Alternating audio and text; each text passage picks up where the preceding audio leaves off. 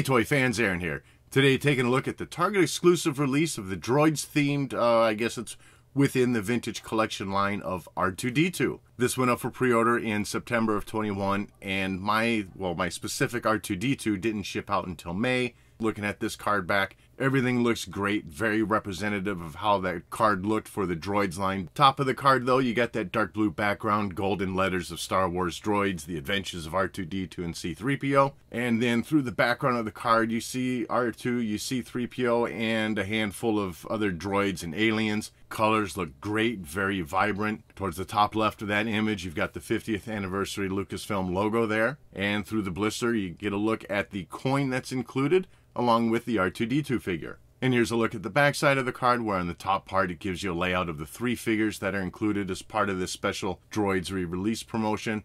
And then off to the side, of course, you got the Star Wars Droid logo once again, with a very brief description of the 3 figures. Below that, through the middle of the section, you got a little timeline of the Lucasfilm franchise, basically giving you a year of its founding, and then all the other movie releases as it relates to Star Wars. And then the bottom third of the card is legal information. Taking a look at the figure out of the packaging, and I gotta tell you, this is a pretty basic looking R2-D2. You know, the fun of this line is, I think, really the carded release of the figure and getting you that look of the Droids card, you know, all fresh and brand new. This figure itself, not brand new and not a reissue of that Droids release figure.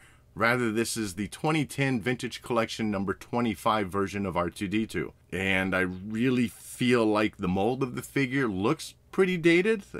It looks like it's been used plenty of times. Overall, there's not a lot of definition to the sculpt of this R2-D2. Which, if the goal is to mimic an 80s toy from an animated show, then I guess it works in that regard. I mean, come on, the Droids C-3PO release wasn't the greatest sculpt either. Paint scheme, as you can see, is done more in the animated colors. That's definitely a plus for this release. And quite honestly, the paint application just is not that great, especially with the blue colors. There's a lot of overspray on the panels, both on the dome and on the front of the body. You know, in comparison with C-3PO, this definitely comes across as a worse figure. But what C-3PO did have going for it is a lot of the body parts was molded in the color it needed to be, I think, aside from just the blue that was on there. Not that this should be a difficult paint application by now. Definitely not the best. Going in, closer look for that dome, as you see, mostly done in that light gray color. And for the paint applications that we're getting, I do love the look of this. It gives it that feel of being pulled from an animated line. And I wouldn't say you're necessarily getting the most highly detailed paint application either. As you look at the top of the dome, basically you just got a large blue circle there. None of the little pie pieces are really painted out blue with the little lines in between done in the dome color. You'll see that there is a hole in the very top of R2-D2, and that's a remnant of it being that 2010 release, where he came with a little tray and you could plug in a little arm there that helps serve the drinks from that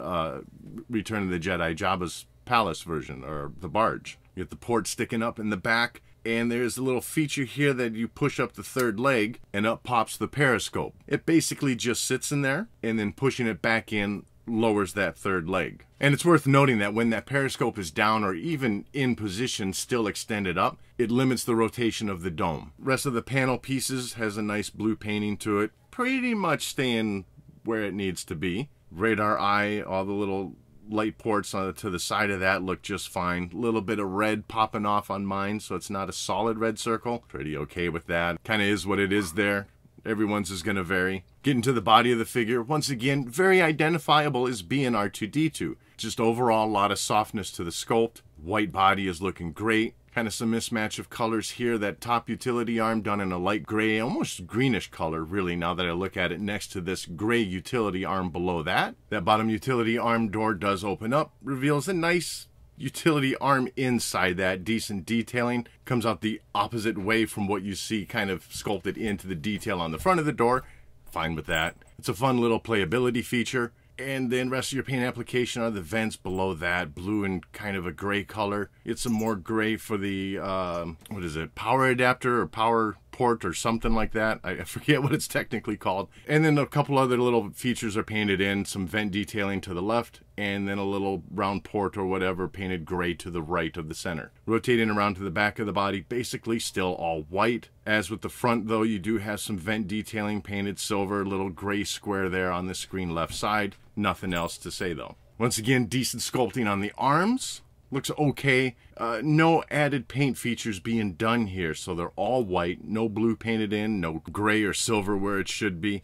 Until, though, you do get down to the front of the legs, where on the front side feet, those hoses are painted in a gray color. On the bottom of his back 2 feet, the side ones, you have 2 wheels on each foot. They roll. They don't really add much kind of functionality beyond that. It's not like you're going to give him a good push and he's just going to roll across the table. Basically, it's just there. It helps glide the figure along the table as you move it. Get into the articulation of the figure. With that periscope removed, you can get a full 360 on the dome. Both of the side legs swing all the way around, and then all 3 feet have some ankle articulation rocking front and back. There's really no additional accessories to speak of with this figure, but what you do get is an added bonus of a gold coin. We saw this with the original vintage line. This was also done for the 30th anniversary collection, and they're doing it once again. So it's a nice little addition, nice little callback to those coin releases back in the day. The front looks great, nice and shiny. R2-D2 stated up top, droids along the bottom. You got R2-D2 shown off nicely front and center, and I really can't tell what other aliens or droids are standing off on each side of R2-D2. The back of the coin looks just like what we had for the recent C-3PO release.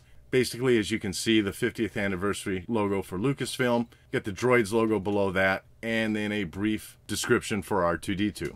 So overall, for me, my final thoughts are, as a whole, packaged on the card, it's a good release. I like the re-release of the original card back. And if the goal is to make it look like a cheap animated figure that was released back in the 80s, well, then this is a success. And for what it is, sure, there's a kind of cuteness to it. And matched up with C-3PO, it does look good. But if you're kind of hoping to have a great R2-D2 figure release, I think in that regard you will be disappointed in the loose figure itself. So that's going to wrap this one up. As always, I'd love to know what your thoughts are on this figure in the comments section below. And thanks for watching.